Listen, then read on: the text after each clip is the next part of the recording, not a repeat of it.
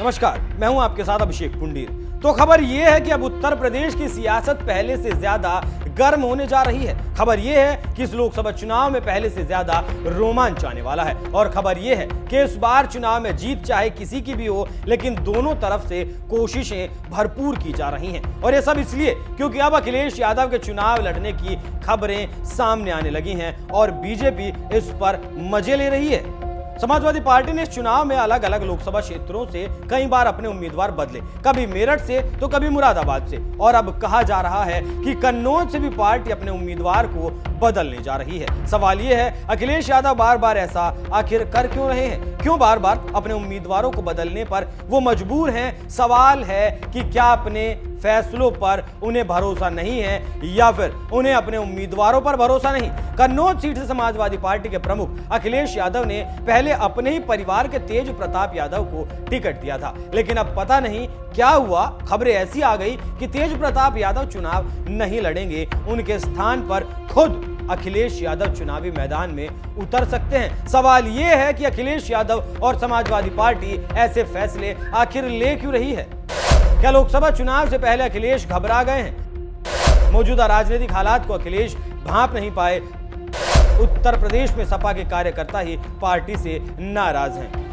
इस बात को समाजवादी पार्टी भी अच्छे से जानती है कि उम्मीदवारों का बार बार बदलना किसी भी हालात में ठीक नहीं है, ना ही इससे चुनाव में पार्टी के पक्ष में माहौल बनेगा। बावजूद इसके ऐसे फैसले सिर्फ और सिर्फ समाजवादी पार्टी के लिए नुकसान साबित हो सकते हैं। इधर खबर आई कि अखिलेश कन्नौज से चुनाव लड़ेंगे, तो दूसरी तरफ बीजेपी मजे लेने के लिए सामने आ गई। कन्नौज से बीजेपी के सांसद सुब्रत पाठक ने तो सीधे सीधे अखिलेश यादव पर ही निशाना साध दिया। सुब्रत पाठक ने कहा कि अखिलेश यादव को बड़ा घमंड था, अब उनका घमंड टूट रहा है। अच्छा है वो खुद चुनाव लड़ रहे हैं। सुब्रत पाठक यहीं नहीं रुके, उन्होंने आगे कहा, अगर तेज प्रताप यादव कन्नौज से चुनाव लड़ेंगे तो जमीनी हालात ही बदल जाएंगे। हो सकता है समाजवादी पार्टी को बड़ा नुकसान हो जाए, क्योंकि कन्नौज में जमीनी हालात कुछ और बयां करते हैं। यह भी सच है कि स्थानीय नेता लगातार इस बात की मांग कर रहे थे कि अखिलेश यादव ही कन्नौज से चुनाव लड़े, लेकिन पहले खेल बदला, फिर हालात बदले और आखिर में नाम फाइनल हुआ तेज प्रताप यादव का। लेकिन समाजवादी पार्टी का फैसला यही नहीं रुका। अब खबर है कि मैदान में अखिलेश यादव खुद उतरने के लिए तैयार हैं और यह फैसला ऐसे ही नहीं हुआ। बताया ऐसा जा रहा है कि बीजेपी से मुकाबले के लिए पूरे यादव परिवार में मंथन हुआ है और मंथन के बाद यह नतीजा निकला कि अखिलेश यादव का भी चुनाव लड़ना हर तरीके से फायदेमंद साबित हो सकता है।